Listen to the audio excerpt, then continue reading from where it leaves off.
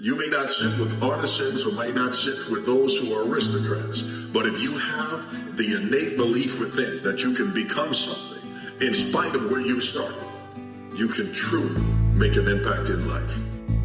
The body has limitations. The mind does not. We focus so much on what goes on from the neck down that we forget it all starts from here. Everything starts from there. If you're not mentally ready, you're never really physically prepared. And that's where the preparation starts. Everything you've been taught about confidence is a lie. You've been told that confidence comes from success, that you need to achieve something before you can feel confident about achieving more. This is backwards thinking that keeps people trapped in cycles of mediocrity forever. The truth that successful people don't want you to know is that confidence doesn't come from results. It comes from the conversations you have with yourself when nobody else is listening, while you're waiting to feel confident enough to take action. Confident people are taking action to create the feelings they want. They've learned to manufacture confidence through strategic self-talk, and they're using this unfair advantage to get the opportunities, relationships, and results that you think are reserved for people who are naturally gifted. You've been playing by rules that guarantee you'll lose, while others are playing by rules that guarantee they'll win. Here's what I want you to understand. Your brain is the most sophisticated computer ever created, and it's running programs 24 hours a day. These programs are your thoughts, your beliefs, and the words you say to yourself. Most people are running virus-infected software in their minds, programs filled with doubt, fear, and limitation. But you can install new software. You can reprogram your mental computer, and it starts with changing how you talk to yourself. The most successful people in every field have one thing in common. They have learned to become their own best friend instead of their own worst enemy. They have trained themselves to use supportive, encouraging, and empowering self-talk.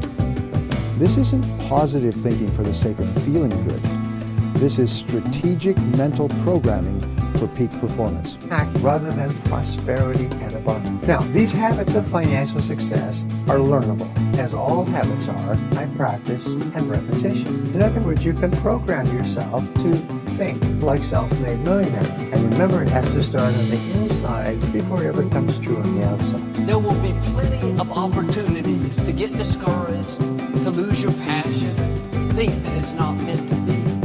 But if you're going to reach your destiny, you have to have a made-up mind. If you give up after the first time, or the 5th time, or the 30th time, what that really means is you didn't want it bad enough. There should be something you're believing for that you are relentless. You are not moved by how impossible it looks. You're not discouraged by how long it's taking. You don't give up because people told you no. Your attitude is, if I have to believe my whole life, I am not going to stop believing. I am not going to take no for an answer. I'm not going to settle for mediocrity. I'm going to keep pursuing what put in my heart.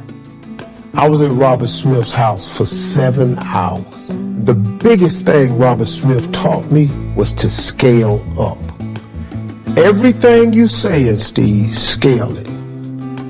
You want to bring 300 boys to your ranch? How do you bring 3,000 to your ranch? You bring 3,000, how do you bring 30,000? You want to change 30,000 lives? How you change 300,000 lives? Who do you need to be in this moment? What type of person do you need to be in this moment? What type of person do you need to be in order to get through this moment? What type of person do you need to be in order to properly assess and see this moment with the proper perspective and see with the proper lens, right? And so I found that interesting, man, because for most of us, we look at a situation and a circumstance and say, all right, this is how we navigate it and this is how we get through. It's not always looked at with the perspective of, all right, who do you need to be in this moment? And ask ourselves, what do I really want? What do I really want? And write it down. Writing causes thinking. Thinking creates an image. And you get these images going, you're building a vision in your mind. It's the visionaries that change the world. Think of that.